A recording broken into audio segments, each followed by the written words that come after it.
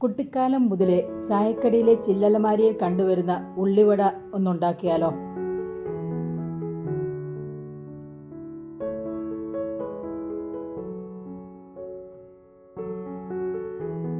അതിനായി ഒരു 4 medium size സവോളയാണ് ഞാനിവിടെ അരിഞ്ഞു വെച്ചിരിക്കുന്നത്. അതൊരു പാത്രത്തിലേക്ക് മാറ്റാം.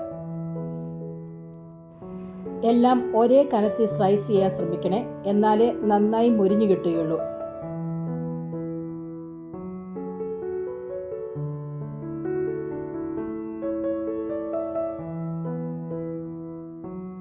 ഇതിലേക്ക് 1 ടീസ്പൂൺ ഉപ്പ് ചേർക്കുക. ഉപ്പിൻ്റെ അളവ് കൃത്യമായി ശ്രദ്ധിക്കണേ. ഉപ്പിട്ടതിന് ശേഷം ഈ സവോള അരിഞ്ഞത് കൈകൊണ്ടൊന്ന് ഞരടിയെടുക്കാം. അധികം പിഴിയുന്ന രൂപത്തിലല്ല കേട്ടോ. ഇതിൻ്റെ അല്ലിയെല്ലാം നന്നായി വിടർന്നു വരുന്ന പോലെ വേണം ഞരടിയെടുക്കാൻ, എല്ലായിടത്തും ഉപ്പ് എത്തുന്ന രീതിയിൽ. ഞാൻ എങ്ങനെയാണ് ഞരടി എടുക്കുന്നതെന്ന് കാണിക്കാൻ വേണ്ടിയാണ് ഞാൻ കുറച്ച് ഡീറ്റെയിൽ ആയിട്ട് കാണിക്കുന്നത് കേട്ടോ.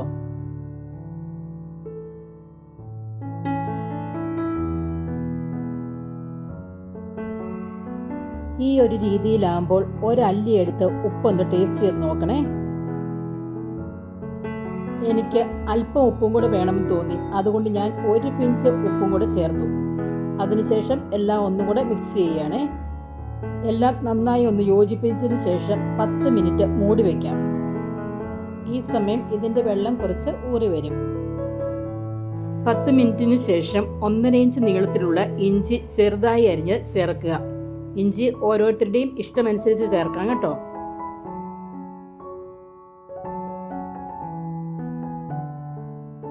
മൂന്ന് തണ്ട് കറിവേപ്പില ചേർക്കുക.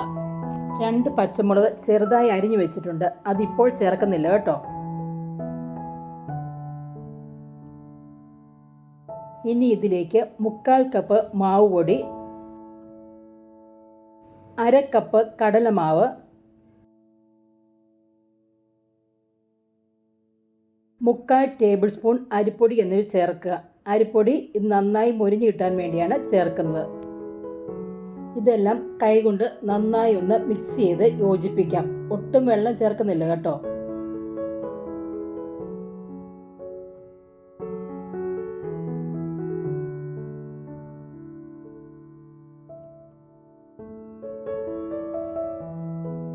ഇങ്ങനെ കുഴയ്ക്കുമ്പോൾ നമ്മൾ ചേർത്ത പൊടി എല്ലാ ഭാഗത്തും എത്തണം.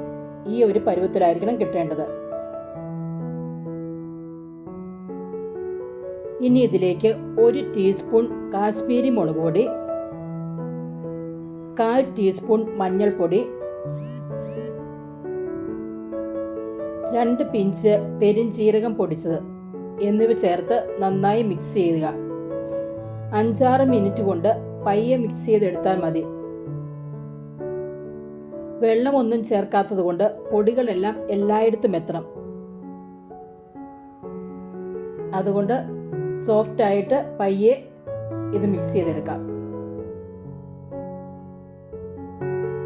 ഈ സമയത്ത് നമ്മൾ നേരത്തെ അരിഞ്ഞു വെച്ചിരുന്ന 2 മീഡിയം സൈസ് പച്ചമുളകും കൂടെ ചേർക്കാം. ഞാനിവിടെ 2 പച്ചമുളകേ ചേർക്കുന്നുള്ളൂ. ഓരോരുത്തരുടെയും എരിവിനനുസരിച്ച് ചേർക്കാം മുളക്. ഇതിൽ കൂടുതൽ മാവ് ചേർക്കേണ്ട ആവശ്യമില്ല കേട്ടോ. കൂടുതൽ മാവ് ചേർത്താൽ മാവിൻ്റെ രുചിയാവും ഉള്ളിവടയ്ക്ക്. ഉള്ളിവടയിൽ ഉള്ളി കൂടുതൽ വരണം.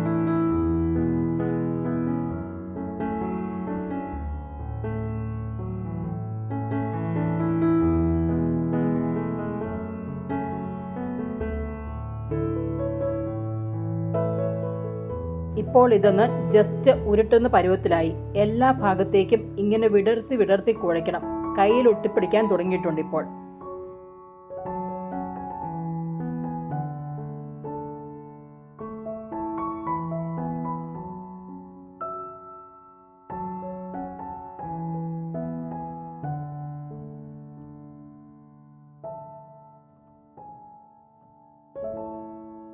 ഈ ഒരു പരുവത്തിൽ വേണം കുഴച്ച് വയ്ക്കാൻ. ഇനി ഒരു പാൻ അടുപ്പത്ത് വെച്ച് ചൂടാകുമ്പോൾ ഇതിലേക്ക് വെളിച്ചെണ്ണ ഒഴിക്കുക.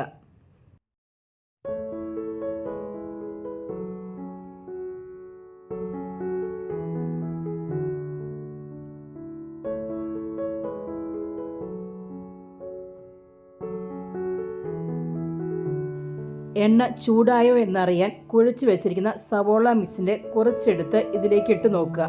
അത് പൊങ്ങി വന്നാൽ എണ്ണ ചൂടായി എന്ന് മനസ്സിലാക്കാം.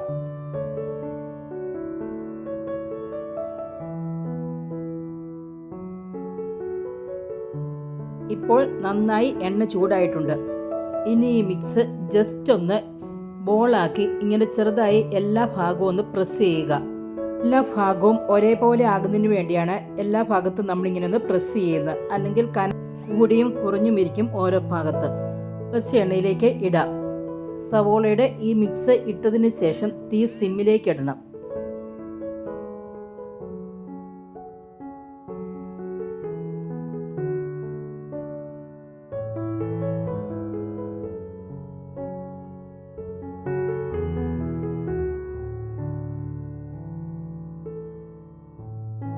ഇട്ട ഉടനെ ഇളക്കരുത്. അങ്ങനെ ഇളക്കിയാൽ ഉള്ളിവട പൊടിഞ്ഞു പോകും. ഒരുമാതിരി ഒന്ന് ആയതിനു ശേഷമേ ഇളക്കാവുള്ളൂ.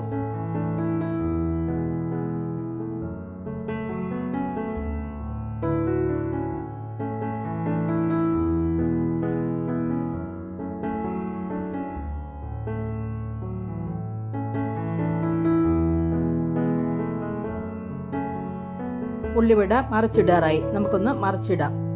സിമ്മിലിട്ടേ ഇത് ചെയ്യാവുള്ളേ.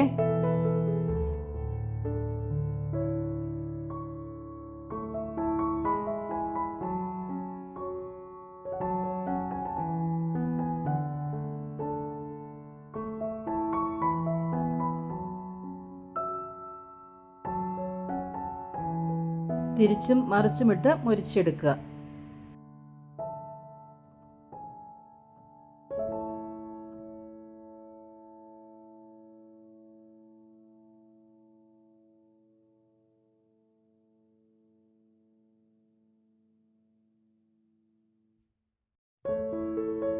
ഈ ഒരു പരുവമാകുമ്പോൾ നമുക്ക് ഉള്ളിവട എണ്ണയിൽ നിന്ന് കോരാം.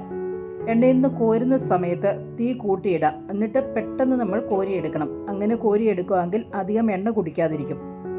ഗോൾഡൻ ബ്രൗൺ നിറമാകുമ്പോൾ നമുക്ക് കോരിയെടുക്കാം. ഉള്ളി കരിഞ്ഞാൽ കഴിക്കും. അതുകൊണ്ട് കരിയാതെ ശ്രദ്ധിക്കണേ. മറിച്ചിടുമ്പോൾ പയ്യെ വേണം മറിച്ചിടാൻ. ശ്രദ്ധയോടെ വേണം കൈകാര്യം ചെയ്യാൻ, അല്ലെങ്കിൽ പൊട്ടിപ്പോകും.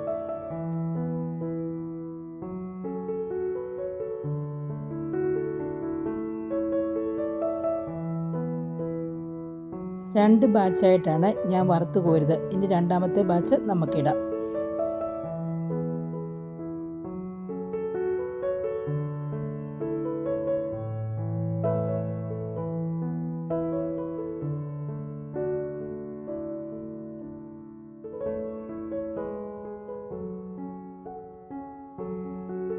അങ്ങനെ വീട്ടിൽ തന്നെ രുചികരമായ ഉള്ളിവട നമുക്ക് ഉണ്ടാക്കാം. 9 ഉള്ളിവടയാണ് എനിക്കിതിൽ നിന്ന് കിട്ടിയത്. അങ്ങനെ വളരെ സ്വാദിഷ്ടമായ ക്രിസ്പിയായ ഉള്ളിവട റെഡിയായിരിക്കുന്നു. ഇതിൻ്റെ അകമൊക്കെ നന്നായി വെന്തിട്ടുണ്ട്. എല്ലാവരും ഇങ്ങനെയൊന്ന് ഉണ്ടാക്കി നോക്കി അഭിപ്രായം കമൻറ്റായി അറിയിക്കണേ. ലൈക്ക് ചെയ്യുകയും ഷെയർ ചെയ്യുകയും സബ്സ്ക്രൈബ് ചെയ്യുകയും ചെയ്യണേ ഞങ്ങളുടെ ചാനൽ. Thank you.